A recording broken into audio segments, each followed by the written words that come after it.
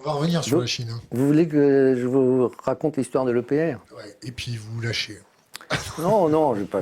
Oui, enfin bon. Alors, je reviens sur l'organisation industrielle d'EDF. EDF est une des entreprises d'électricité unique au monde qui est un industriel de l'électricité. Qu'est-ce que c'est qu'un industriel? Un industriel, c'est quelqu'un qui a, non pas qui produit un produit, c'est quelqu'un qui a la maîtrise de son outil de production. Les Michelin, c'est pas de savoir faire des pneus, c'est de savoir faire les usines qui savent faire les pneus. Et c'est comme ça qu'il y a à travers le monde des usines qui fabriquent des pneus Michelin et qui ont une ingénierie commune dans laquelle revient le retour d'expérience de toutes ces usines, et chacune a son business plan et ses besoins et les besoins de sa clientèle, et les produits peuvent varier. La production d'électricité nucléaire dans le monde, elle a été faite dans 90% des cas, clé en main, par des constructeurs, General Electric, Westinghouse, Mitsubishi, Toshiba, j'en passe, Siemens, qui confient à des exploitants des centrales, mais les exploitants, ils ne connaissent pas la centrale. C'est comme si vous leur confiez une voiture. C'est-à-dire quand il y a un problème, ils appellent le constructeur. Et c'était le cas dans tous les... Chaque fois qu'il y a eu un accident, c'était un problème d'exploitation. Un incident. Oui, maintenant, là, il y a eu des accidents.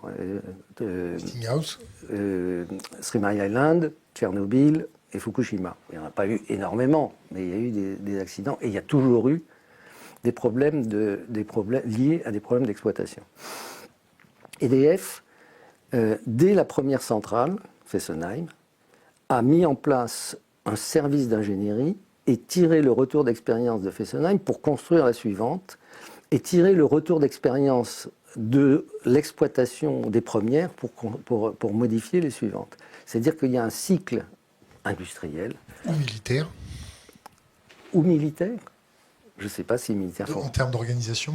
Ah oui, mais ce que je veux dire, c'est que la caractéristique de l'industrie, les problèmes, quand il y a un problème sur une voiture, Peugeot, immédiatement, prend le retour d'expérience. Je dis ça parce que tous les incidents et même les suggestions d'amélioration de fonctionnement sont intégrés dans l'ingénierie qui rétrofite dans les centrales en conception, en construction et en exploitation. Ce qui fait que le parc d'EDF est un parc qui a été standardisé progressivement, bien qu'il y ait 7 modèles de centrales différentes.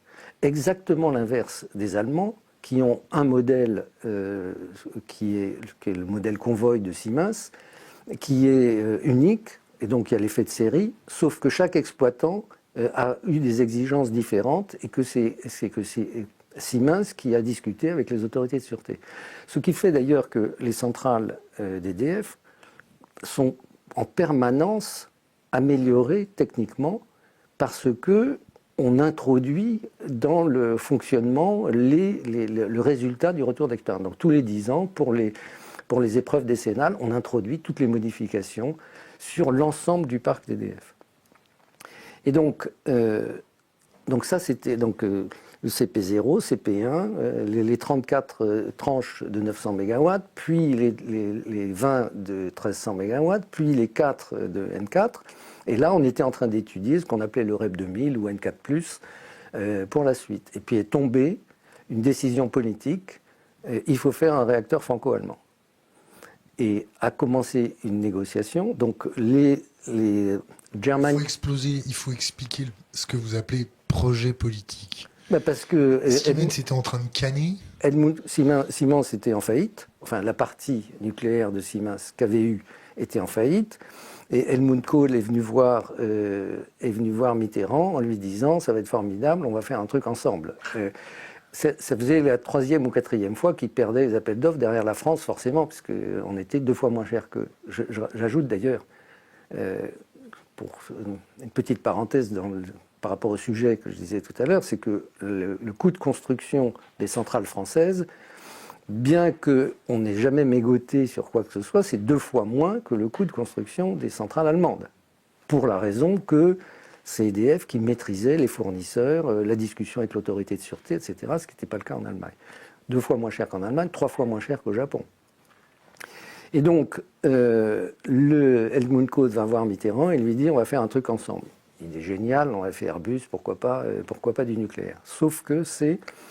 Alors, est-ce qu'il avait des arrière-pensées sur le fait on est en faillite, soit on va traîner nos meilleurs amis dans la faillite, soit ils vont nous sortir de l'eau. Je ne sais pas quels étaient ces mobiles, mais en tout cas, le fait, c'est que arrêt du processus industriel. Et là, on rentre dans une discussion où il fallait mettre d'accord ce qu'on appelle les German Utilities, EDF, les exploitants correspondants, les autorités de sûreté françaises et allemandes. Je rappelle que les autorités de sûreté allemandes, les exigences allemandes sont déjà bien supérieures à nôtres parce qu'ils avaient peur déjà des chutes d'avions, etc. Et la tutelle des autorités de sûreté allemandes, c'était le fameux docteur Fischer, qui était un anti-nucléaire notoire. Et donc, qui a dit explicitement « je tuerai le nucléaire par son économie ». Bon, est-ce que ça a eu des conséquences directes? Je n'en sais rien. En tout cas, le résultat, c'est que on a commencé à discuter. Alors, il faut dire comment les choses se passent, parce que à l'époque, Framatome est responsable de ce qu'on appelle la chaudière, c'est-à-dire le cœur du réacteur avec les systèmes directement liés au réacteur. Et puis EDF a la conception de l'ensemble de la centrale. De l'autre côté, Siemens a l'ensemble de tout, puisque c'est eux qui construisent clé en main pour les exploitants. Et donc, les discussions sur la chaudière ont eu lieu entre Framatome et Siemens, et sur l'ensemble de la centrale, sur tout le reste, entre EDF et Siemens. Et ce qui s'est passé, c'est que... moi, j'étais responsable de l'unité dans laquelle on faisait le basic design de l'EPR. Et le directeur des études était le directeur du projet Basic Design de l'EPR. Et il rentrait le soir et il me disait, finalement, les solutions allemandes, on pourrait très bien les accepter. Elles ne sont pas forcément beaucoup moins bonnes que les nôtres. Le résultat... Mais je dis ça parce que, au fond, chez EDF, il n'y a aucun intérêt commercial. C'est un service public, on a des fournisseurs... il est moins évident que Siemens n'ait pas eu d'arrière-pensée à ce moment-là, parce que eux, toute leur fourniture, ça vient de filiales. Et donc, en acceptant les solutions Siemens, on a accepté les fournitures Siemens. Et donc, on a fait un réacteur qui est devenu largement allemand, en tout cas pour lequel on a perdu la filiation industrielle dont je parlais tout à l'heure. En plus, comme il a fallu ajouter des enceintes supplémentaires, plus une peau d'étanchéité, plus un récupérateur de corium, plus un quatrième et même un 5e circuit de sûreté, etc., c'est devenu hors de prix. Et pour passer dans ce qu'on pensait être le prix cible, il a fallu augmenter le volume, la puissance. Et donc on a fait, on peut appeler les choses comme on veut, un monstre. Et ce monstre, il a aujourd'hui, pour 200 mégawatts de plus que le N4, 4 fois plus de ferraille et 2 fois plus de béton. Et donc, et puis en plus des dispositions constructives qui sont très compliquées. Et en plus des règles de sûreté qui ont été aggravées dans cette période, enfin renforcées. Avant, pour donner un exemple, pour mettre des chemins de câbles, on fait des trous dans les murs et on enfile des spits et on pose le chemin de câble dessus. Maintenant, ce sont des platines ancrées. C'est-à-dire que c'est une platine sur laquelle on va venir souder le chemin de câble, mais derrière, il y a du ferraillage. Mais le problème, c'est que le ferraillage, il faut le faire rentrer dans le ferraillage et dans la plupart des cas, ça passe pas, parce qu'il y a tellement de ferraillage de base. Et comme en plus, il se trouve que le detail design, donc la conception finale de détail n'était pas complètement faite. Il a fallu faire beaucoup de modifications. Donc c'était un enfer pour le génie civil. Sans compter effectivement le fait d'une perte de compétences dans le domaine métallurgique, parce que quand on ne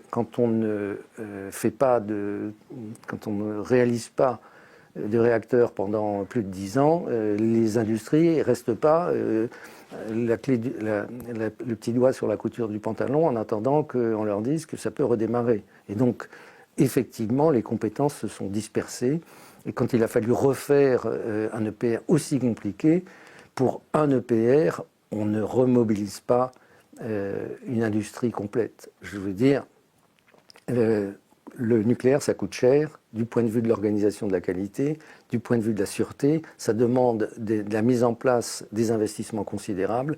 On ne fait pas ça pour une opération.